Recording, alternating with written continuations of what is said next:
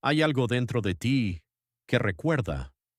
No es un pensamiento, no es una emoción pasajera, es algo más profundo, más antiguo, una chispa, una nefesh que no se conforma con lo superficial, que incluso en medio del ruido percibe que existe algo más. La tradición enseña que el ser humano no es solo materia, sino la unión entre lo visible y lo invisible. Nefesh, ruach, neshama, cuerpo y alma, niveles de conciencia que no siempre están despiertos, pero que siempre están presentes. Y en lo más profundo de esa estructura existe una raíz que proviene del Ein Sof, la luz infinita, sin límite. Al principio no había conflicto. El ser humano existía en un estado de claridad total, en conexión directa con la fuente. Un estado que la tradición describe como el jardín del Edén, no solo como un lugar, sino como una condición del alma. Allí, la luz fluía sin interrupción. No había separación entre lo que el ser humano era y lo que estaba llamado a ser. No había lucha interna, solo presencia, solo alineación, pero en medio de ese estado había una estructura esencial, dos centros de decisión, dos dimensiones posibles de experiencia, dos árboles, el Etz Hahaim, el árbol de la vida, y el Etz Hadaat Tov Bara, el árbol del conocimiento del bien y del mal. El Etz Hahaim representaba conexión directa, flujo constante de la luz, una vida alineada con la verdad sin fragmentación.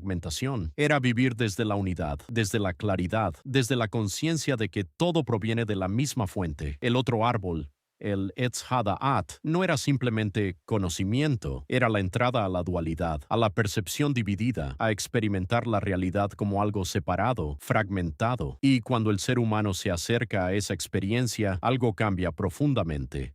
No pierde su esencia, pero pierde la claridad con la que la percibía. La luz no desaparece, pero se oculta. En la tradición, este ocultamiento es conocido como Hester Panim, el ocultamiento del rostro. Y con ese ocultamiento nace algo nuevo, el conflicto interior. Desde entonces, el ser humano vive entre dos fuerzas, el Yetzer Tov, la inclinación hacia el bien, hacia la elevación, y el Yetzer Hara, la inclinación hacia lo inmediato, lo denso, lo material. No como enemigos absolutos, sino como una tensión que define la experiencia humana, una parte de ti que recuerda quién eres y otra que olvida. Esa es la lucha que sientes. Cuando quieres avanzar, pero algo te detiene. Cuando sabes lo correcto, pero eliges lo fácil. No es debilidad, es la consecuencia de haber entrado en la dualidad. Es el eco de aquel momento en el jardín, pero aquí está lo esencial. El descenso no fue un error, fue un propósito. En la sabiduría de la Kabbalah se enseña que el alma desciende para realizar un tikkun, una reparación, una restauración de las chispas de luz que quedaron ocultas en la realidad. Cada acción consciente, cada decisión que eliges con intención, cada vez que alineas tu vida con algo más elevado, estás participando en ese tikkun, estás revelando luz donde antes había ocultamiento. La estructura de ese proceso no es aleatoria, existe un mapa, un sistema a través del cual la luz se manifiesta en el mundo. Las Sefirot, canales de energía espiritual, desde Keter hasta Malhut, desde la voluntad más elevada, hasta la manifestación en la realidad. Cuando el ser humano vive sin conciencia, esas conexiones se debilitan, pero cuando vive con intención, se reactivan, se alinean, y algo comienza a restaurarse desde adentro.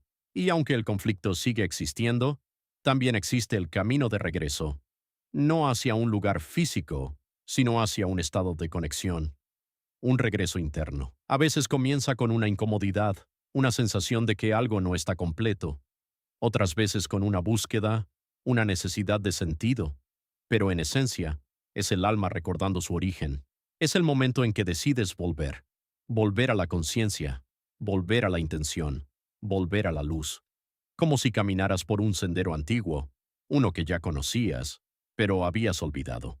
Ese camino no es perfecto, no es lineal, pero cada paso cuenta, cada decisión construye. Cada momento de conciencia acerca. Y poco a poco, la luz deja de estar oculta. El conflicto pierde fuerza. La claridad comienza a regresar, hasta que llega un punto en el que ya no se trata de luchar, sino de estar, de habitar la conexión